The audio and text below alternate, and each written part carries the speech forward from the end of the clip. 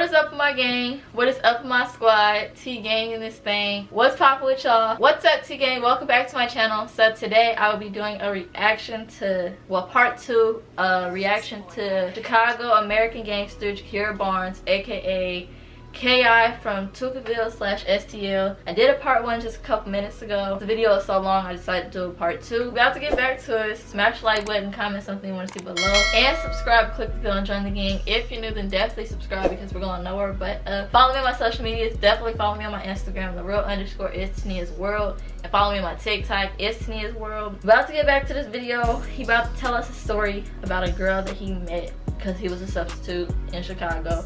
So we're gonna watch this, or we're gonna listen to the story. We just got done talking about K.I, why she do all these killings and stuff. So we're gonna get into this girl's, not K.I, but we're gonna get into another girl's story. You know, I'm thinking to myself, like, what the heck is wrong with this chick? And all the teachers, you know, dreaded having this girl in class. She was always trying to cause all these kinds of problems. And I mean, really, she was saying stuff though. You know, she would always like badmouth teachers, cuss teachers out, go off on the cops. There were cops in school. She would always threaten the police, do all this kind of stuff. And you know, the teachers would respond with meanness, and the cops would respond with meanness by being extra hard on the chick. But there was one teacher at the school that I saw that really kind of perceived that what this girl was seeking was acceptance. You know, was love. And so the teacher, you know, while this girl was being mean to this teacher, the teacher was nice back. And it was weird. Like, this girl,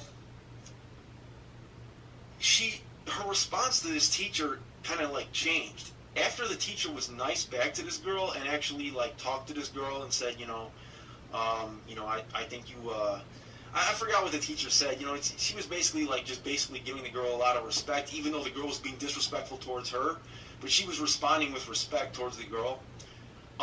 This girl turned around and just like fell in love with this teacher and became like so respectful to this teacher that it was almost like insane. I mean, she would go around telling the other kids, anybody that messes with this teacher, I'm gonna kill you. You know, like she would, you know, when the cops would come by and you know, when the teacher was in the hall or whatever, she would be like, I don't want anybody messing with this teacher, whatever. She would tell the other students, if you mess with this, if you give this teacher a hard time in class, I'm gonna have you jumped, I'm gonna have you shot. I mean, she just went all out for this teacher, and this teacher wasn't doing anything, you know, extraordinary. She wasn't, you know, telling this girl, I'm gonna, you know, get you a college scholarship, or I'm gonna get you a new car, or anything like that. But she was just being respectful towards her. See, that's the thing right there. He just said materials. Some people don't need materials. Some people just need that emotional or physical, maybe mental support. He just listed materials. I think that's where people get it wrong sometimes. Sometimes people think that if somebody's going through something, they need materials, they need money, they need, if you ain't got no ride, you need a car. If you ain't got no place, you need like your own place. Like sometimes you just need some well, okay, I know me, I ain't gonna say everybody like this, but I know me, sometimes I just need somebody there to just talk to me and get my head straight, because it would be a whole different person. It will be a whole different person. Y'all be like, how you so cool 1 minute and then you just flip the, because it's a whole different person. That's what I need. I'm not sure everybody like that, but he just listed materials. Like, sometimes people don't need materials. Sometimes you just need that emotional, like I just said, emotional, physical, or mental support. We are humans. Everybody needs a little bit of everything I just said. But she was accepting the girl. She was offering to help the girl. She was saying, you know, if you need a ride home, I'll give you that. She was doing things that really, I mean, normally a kid would have to earn, or somebody, you know, she was giving the girl respect that normally would have to be earned, but she was giving it to the girl for free. She wasn't making the girl earn her respect or acceptance, and she was acting also kind of like a parent towards this girl. And I mean, the girl, I mean, man, she just responded, and again, initially she was disrespectful towards this teacher, but once the teacher responded with that respect, it was like she treated this teacher like a parent. And to be honest with you guys, that kind of unconditional love and respect is something that a lot of these kids are not getting from their parents that they should be getting.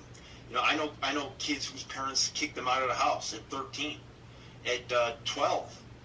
You know, kids who've been kicked out of their house for like no reason by their parents, because their parents just, you know, maybe the parent didn't like the girl's dad or something like that, and so she's taking that out on the girl. You know, and a lot of people outside of the hood see these kids making irrational decisions and see people in the hood making irrational decisions, doing things which really seem stupid. And they think like, well, why would they do that? That's not a smart thing to do. But when you're like emotionally starving like that for respect and acceptance and love, it's like you're willing to do stuff that ordinary people wouldn't do. And you're willing to do irrational stuff. And stuff that doesn't make sense from a financial standpoint. You're willing to do anything because that kind of love is more important, really, than having a nice house and a nice car and a good job and all that stuff. If you don't got that love and respect, especially for a teenage girl, it's like your life doesn't matter to you anymore. They get to a point where they're desperate for it, and to where they're willing to do anything for it. You know. Yeah, I have seen people be desperate for a lot, including what he just said. So I see where he's coming from. And they're seeking it a lot of times, you know, in circles where it's really not healthy to seek it in, but it's like if they can get it from there, they're going to get it. So, you know, in my videos, I don't like just make these things for informational purposes only. You know, I like to actually tell people, you know, about what they can do if they want to do something, because I know a lot of people, you know, who live in Chicago want to do something to help alleviate this thing. And, you know, if you live in the hood or you work in the hood, one thing that I, you know, am going to start actually, you know, telling everybody that everybody can do is just talk to these kids. You know, just if you see them at the bus stop, whatever, if you see them at the park, anywhere, just strike up a conversation with these kids any way you can. Just any indication that you are interested in what's going on with their life has a profound impact on these kids' behavior. Just giving them respect, just, you know, taking an interest in what's going on with them will actually change the course of certain decisions that they're making, because they'll feel wanted, they'll feel important, they'll feel like somebody cares about them, and that will actually change their psychology. You know, a lot of older folks I see are afraid of these kids, you know, because they think, well, you know, these kids are gangbanging and they might kill me or whatever. You know, I mean, it's up to you. I mean, if you're afraid, you know, whatever, okay, I guess you're just afraid. But, I mean, I do it, and I'm like one of the only white people in the situation, you know. I mean, I'm like the last person that you would think, you know, these kids would be willing to listen to, or, you know, whose opinion would matter to these kids. But when I strike up a conversation with these kids, you would be shocked at, like, how some of these kids will just latch onto me. Like, dang, here's somebody who actually cares about what's going on with me. Now they want to come and go to lunch with me. Now they want to be friends on Facebook. Now they want to come and play ball with me. Now they want to smoke dope with me. Now they want to do everything with me. After I just asked them how they're doing. Like, that's it. You know what I mean? It's like a minimal thing, but, you know, anybody who cares about them is like, it's like gold to them. You know what I'm saying? Because they're craving that in their life. And so, you know, if you live in the hood, if you work in the hood, I would say, please, you know, if you can, just talk to these kids, just ask them what's going on, because they need authority figures, they need parents, and it takes a village to raise a child. And, you know, a lot of these kids have parents who, frankly, are not doing their job. And, you know, I offend people in my videos all the time because I tell it like it is, and I describe the situation as I observe it without caring who I offend. And, you know, I'm going to be honest with you guys. There's a certain, you know, there's a certain set of requirements that it takes to produce a kid, to make a kid. And those same requirements are not required to raise a kid. There's a lot of people who have the requirements to produce a kid, but they lack the requirements to raise a kid. They lack maybe the intelligence, they lack the psychological stability, they lack the emotional capacity, they lack the love that it takes to raise a child. And yet they're able to make a child. And in the end, it's the child that ends up suffering for that, because they're being raised by somebody who doesn't want them, who doesn't have the intelligence to know what to do in certain situations. And this is going on all over the place. And I'm not generalizing about, you know, hood parents. There's a lot of parents in the hood that are doing fine, that are smart people. that, like you look at Heidi Pendleton's parents. These people are smart, educated, loving people. You know what I'm saying? Who were doing a great job with their daughter. She got smoked because, you know, she was just in the wrong place at the wrong time. But I'm saying, like, you know, there are some people who are like this, and there's some people who are not. But, you know, the kids, and I'm not saying that Gakirah Barnes' mom was like this or whatever. I didn't know her. I know nothing about her, so I can't judge her. But, you know, there's a lot of kids who are being raised by people that really are not fit to raise kids. So it's going to take a village to raise these kids. You know, it's going to take a village to keep these kids from becoming messed up gangbanging killers. Really, I mean, it's going to take, because if you don't reach out to them and show interest in them, somebody who doesn't have their best interests in mind will. Somebody who wants them to do hits for them, somebody who wants them to commit murder, somebody who wants them to move packs of dope, will reach out to these kids and, you know, take them under their wing. You know, there was a bunch of teenagers arrested earlier this year who were taking the South Shore line to Indiana, moving packs of cocaine, you know, for somebody. And it's like these guys are being parented by drug dealers and, you know, gang leaders.